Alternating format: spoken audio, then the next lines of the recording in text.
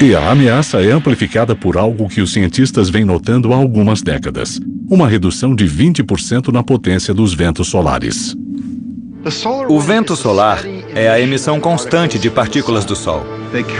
Ele carrega o campo magnético da coroa solar espaço afora. Ele existe mesmo quando não há ejeção de massa coronal ou erupções solares. O vento solar vai muito além da órbita de Plutão. Na verdade, ele é uma bolha no espaço interestelar. É uma espécie de bolha protetora, porque o campo magnético nos protege das partículas carregadas que vêm de fora. Normalmente, os ventos solares se afastam do Sol em todas as direções à velocidade de 1,5 milhão de quilômetros por hora. Carregando o campo magnético invisível do Sol, eles defendem o sistema solar de uma intrusão intergaláctica, a heliosfera. A heliosfera é a fronteira onde o vento solar encontra o espaço intergaláctico. É uma casca que cerca o Sol e o sistema solar e protege a Terra dos ventos intergalácticos. Recentemente, os cientistas descobriram que a heliosfera está encolhendo e ficando mais fraca. Foi registrada uma redução na pressão solar ao longo dos últimos 25 anos. Na verdade, a heliosfera, que é a área de atuação da pressão solar, encolheu um pouquinho. Uma heliosfera mais fraca aumenta a possibilidade de a Terra ficar exposta ao material cósmico intergaláctico nocivo.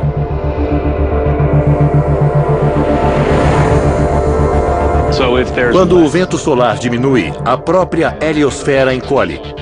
Isso facilita a entrada de raios cósmicos no sistema solar.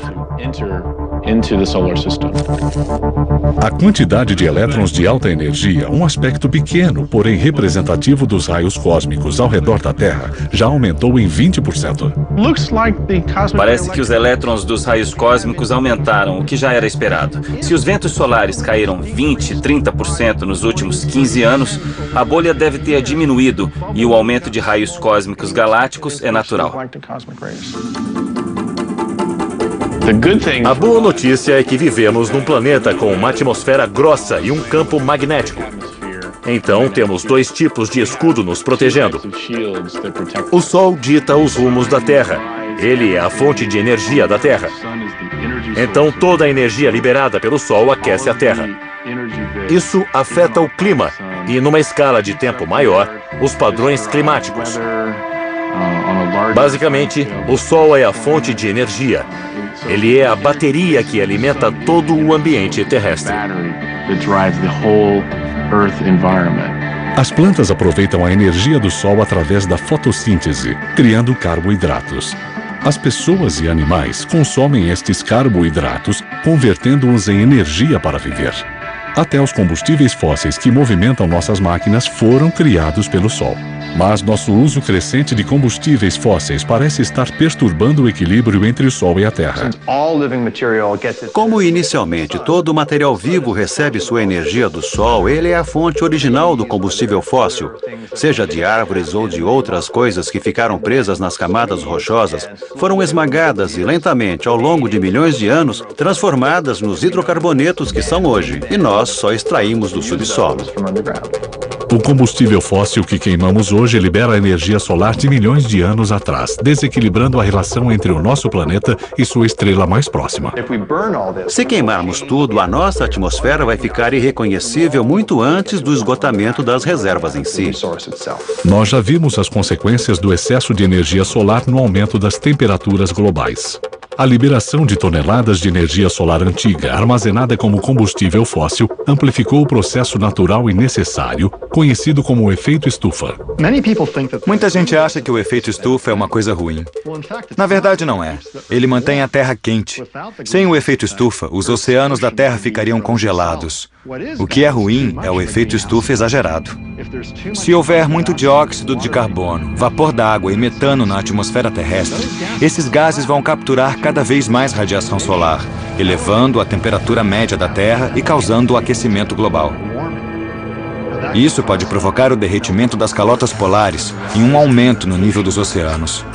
Pode haver uma calamidade na Terra se isso acontecer rápido demais. Não apenas a atmosfera continuará retendo mais calor, como ela poderá começar a se degradar. O uso continuado de energia solar fossilizada permitirá a entrada de uma quantidade indesejável de radiação solar. Hoje, a camada de ozônio impede que a maior parte da radiação ultravioleta do Sol atinja a Terra, permitindo apenas a entrada de luz suficiente para a nossa sobrevivência. A interação da luz do Sol com a nossa pele produz vitamina D, que é uma vitamina muito importante. A vitamina D pode nos proteger de diversas doenças, incluindo a osteoporose, que afeta os ossos, e problemas cardíacos. Mas, nesse caso, também há um equilíbrio. O excesso de sol pode alterar nosso DNA, causando câncer de pele. A manutenção do equilíbrio entre o Sol e a Terra, que permite a existência da vida, exigirá um uso em menor escala da energia fóssil e em maior escala da energia que ele emite diariamente. Afinal, estima-se que o Sol gere 386 bilhões de megawatts. Ou seja, em 15 minutos, nossa estrela irradia tanta energia quanto toda a vida na Terra consome em um ano. Explorar esta fonte de energia é a meta dos cientistas há décadas. Em termos de tamanho, o satélite solar não terá precedentes. Uma estrutura de 90 a 105 quilômetros quadrados, coberta por células solares capazes de capturar a energia solar 24 horas por dia e enviá-la para a Terra. A NASA ainda não alcançou um objetivo nesta escala, mas seu trabalho com tecnologias solares no espaço gerou grandes avanços em Terra. As células solares são uma tecnologia que veio do espaço para a Terra. Quando a NASA trabalhou nos programas Apollo, Mercury e Gemini, precisava de usinas de energia no espaço. As células solares foram uma solução natural. Hoje é possível aproveitar a energia direta do Sol de duas formas: por meio de usinas solares térmicas que convertem a energia do Sol em calor ao concentrá-la para girar turbinas, e de painéis solares, que usam uma tecnologia baseada em silício para converter a energia solar em eletricidade. Podemos também explorar o poder do Sol indiretamente através de turbinas eólicas. Estas tecnologias são constantemente aprimoradas, mas alguns dos avanços recentes mais interessantes vêm de um processo muito antigo, a fotossíntese. É muito empolgante quando passamos do mundo das células solares semicondutoras para as orgânicas. Procurando imitar a mãe natureza, cientistas vêm tentando gerar eletricidade a partir de algo encontrado em qualquer mercearia, o espinafre. Há moléculas orgânicas no espinafre e em todas as plantas verdes, mas as do espinafre são mais convenientes porque podemos extrair o peptídeo. Os cientistas então colocam este peptídeo numa espécie de sanduíche solar entre dois materiais condutores de eletricidade. Quando exposto à luz do Sol, ele faz os elétrons circularem, gerando uma corrente. Então, essas moléculas orgânicas podem se tornar pequenas células solares. Para manter o equilíbrio entre a Terra e nossa estrela mais próxima, devemos nos concentrar em descobrir como sustentar nosso estilo de vida com a energia que o Sol fornece. Afinal, a promessa da energia solar é de que, enquanto o Sol brilhar, seu poder pode ser nosso. Mas o que acontecerá quando este poder se tornar grande demais? Os elementos que compõem o Sol, a Terra e até a humanidade vêm todos do mesmo lugar, a poeira estelar. Os restos das estrelas que viveram há bilhões de anos. E da mesma forma que elas morreram, o Sol também morrerá. Em cerca de 5 bilhões de anos, o Sol vai ficar muito mais poderoso, muito mais brilhante e muito maior. O Sol vai atingir um estágio em que vai ter queimado todo o seu hidrogênio. E quando isso acontecer, ele vai começar a consumir o próprio hélio. O Sol vai continuar se expandindo até atingir o estágio conhecido como gigante vermelha. Nesse processo, ele vai aumentar muito de tamanho e preencher boa parte do sistema solar.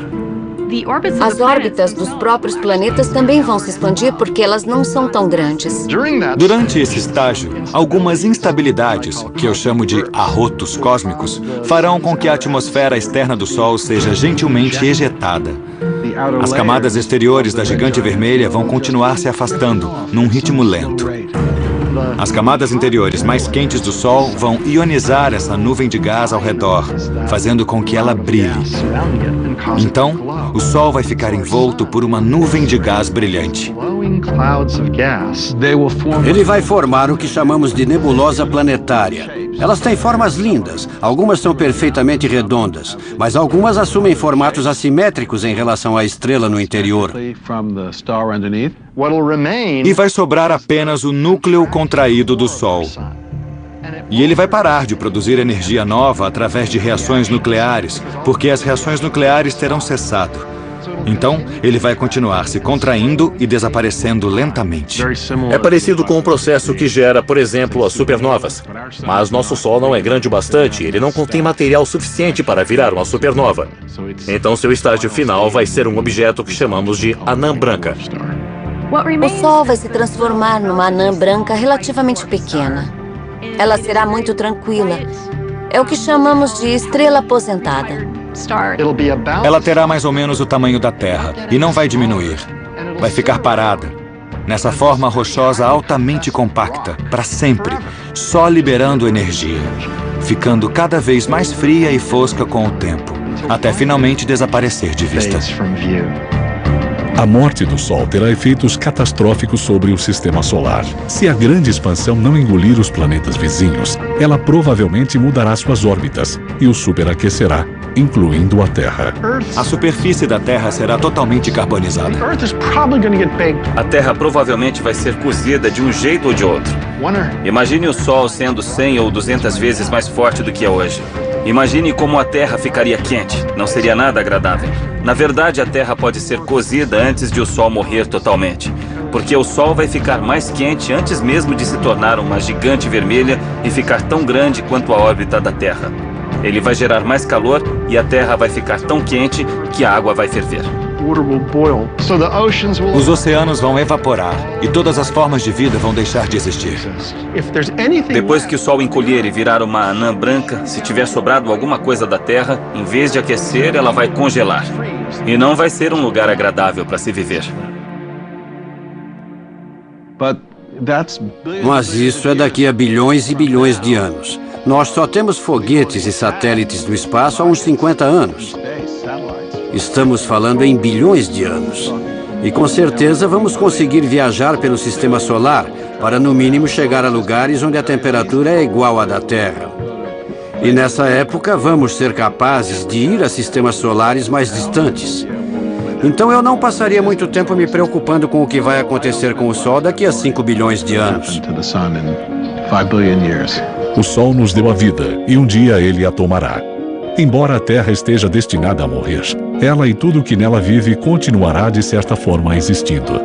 A poeira estelar que gerou todos os seus habitantes, um dia se tornará a poeira estelar que dará origem a uma nova geração de planetas, estrelas e vidas. Nós somos feitos de poeira estelar.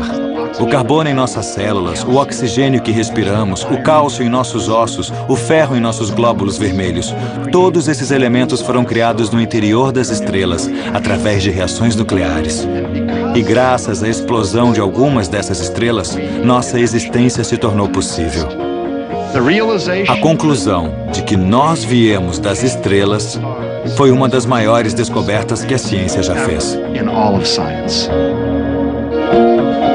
Versão brasileira Vox Mundi.